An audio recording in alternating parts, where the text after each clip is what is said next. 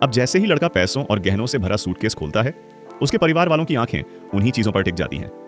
लड़का कहता है, आपको जितने पैसे चाहिए आप यहां से ले सकते हैं। लेकिन मां उसे पराया समझकर उसे पैसे लेने से मना कर देती है।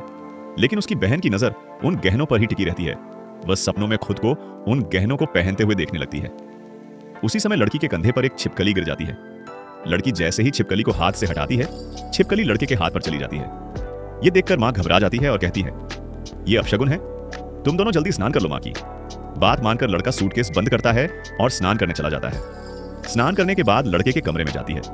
वह लड़के को अपनी मीठी मीठी बातों में उलझा लेती है और कहती है, क्या मैं इन गहनों को एक बार पहनकर देख सकती हूं? बहन की इच्छा पूरी करने के लिए लड़का सूटकेस खोलकर गहने बाहर निकालता है। गहनों को देखते ही लड़की के मन में और लालच बढ़ जाता है। वह हर हाल में उन गहनों को पहनना चाहती थी। वह अपने भाई को मुसाफिर समझकर उसे बहकाने के लिए अपनी साड़ी को पैरों से ऊपर उठा लेती है। यह देखकर लड़का गुस्से में कहता है, किसी पर आए? मर्द के सामने ऐसा करने में तुझे शर्म नहीं आई?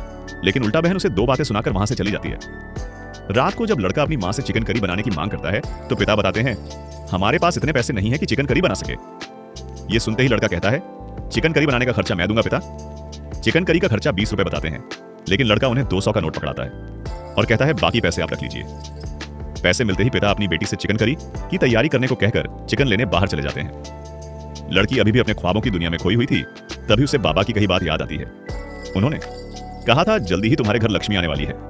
अब उसे यह सच होता दिखाई देता है। लालच में अंधी होकर वह अपनी मां से कहती है, अगर हम इस लड़के को मार दें तो सारे पैसे और गहने हमारे हो जाएंगे।